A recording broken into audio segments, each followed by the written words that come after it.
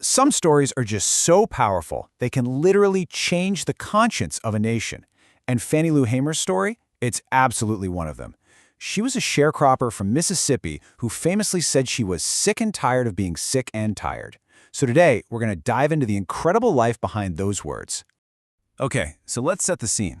The year is 1964. We're at the Democratic National Convention, and the person speaking these powerful words, well, she isn't some polished, lifelong politician. She's a sharecropper, a woman who came all the way from the Mississippi Delta to demand her rightful place at the table.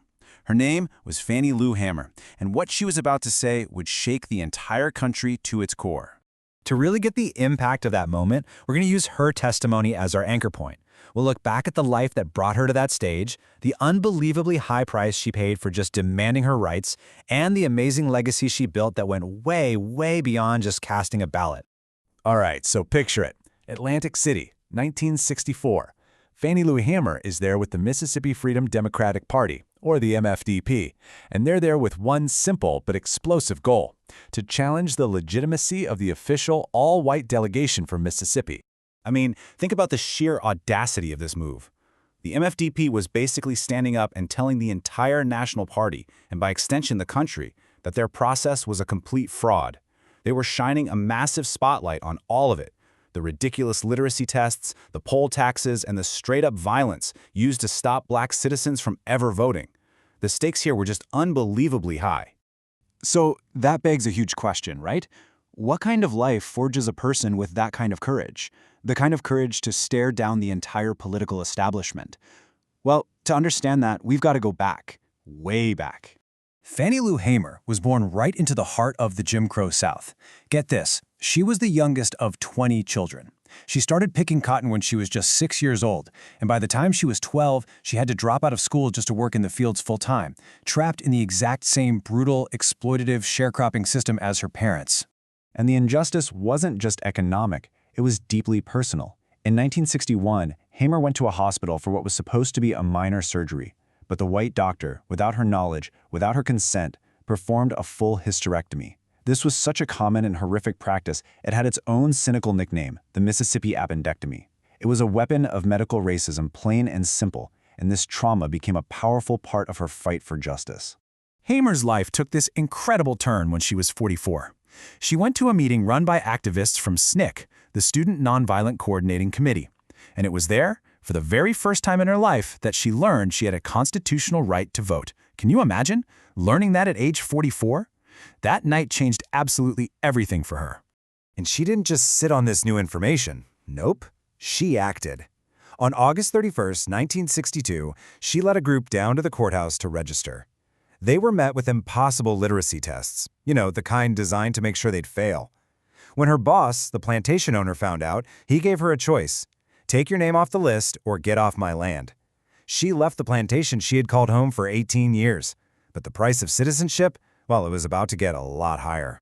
Then, in June of '63, Hamer and some other activists were arrested in Winona, Mississippi. Their crime? Sitting at a whites-only lunch counter. In jail, an officer looked at her and said, "We gotta make you wish you was dead."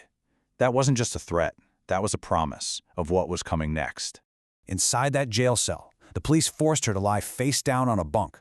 And then they did something truly evil. They ordered 2 black inmates to beat her with a heavy leather blackjack. When she struggled, an officer sat on her feet to hold her down. When she screamed out in pain, another officer walked over and beat her in the head. The assault was so savage, it left her with permanent kidney damage and a limp she would have for the rest of her life. And that brings us right back to the 1964 convention. The horrific, state-sanctioned brutality she endured in that Mississippi jail, that was the story she was about to tell the entire nation, live on television. As she later said, she felt like she was telling it from the mountain. Now you have to understand, President Lyndon B. Johnson was terrified of this. He needed the support of the white South to get reelected, and the last thing he wanted was a messy, public fight over race. So as Hamer started her testimony, Johnson did something incredible. He called a last-minute impromptu press conference for no other reason than to get the TV cameras to cut away from her. But that attempt to silence her, it backfired, big time. The news networks knew what they had. That night, during prime time, they played her testimony in full, And her raw, honest, and horrifying story sent, as reports at the time said, shockwaves across the nation. People were outraged. Johnson's office was absolutely flooded with calls demanding justice for Hamer and the MFDP. But here's what's so amazing about Fannie Lou Hamer. For her, getting the right to vote was just the beginning. It was just step one. She knew that real freedom wasn't just political. It had to be economic, too. She understood that the same people who were denying them the vote were also the ones who controlled their jobs, their homes, and whether or not they could even eat. And her philosophy on this was so powerful and, so down to earth. She believed that economic independence was its own form of resistance. If you could feed yourself, then nobody could starve you into submission just because you tried to register to vote. So in 1969, she turned that vision into a reality. She launched the Freedom Farm Cooperative.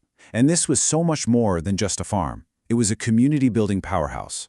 The FFC fed over 1,500 families. It started a pig bank to give people livestock. It built new homes for families who had been evicted. And it even ran a Head Start program. It was a complete, holistic vision of freedom in action. And her work just never stopped. She ran for office herself. She literally stood on the floor of the U.S. Congress to challenge a fraudulent election in Mississippi. And in 1971, she stood alongside icons like Gloria Steinem and Shirley Chisholm to co-found the National Women's Political Caucus, proving she was a leader not just in the civil rights movement, but in the women's rights movement too. Fannie Lou Hamer died when she was only 59 years old, but her impact is just impossible to measure.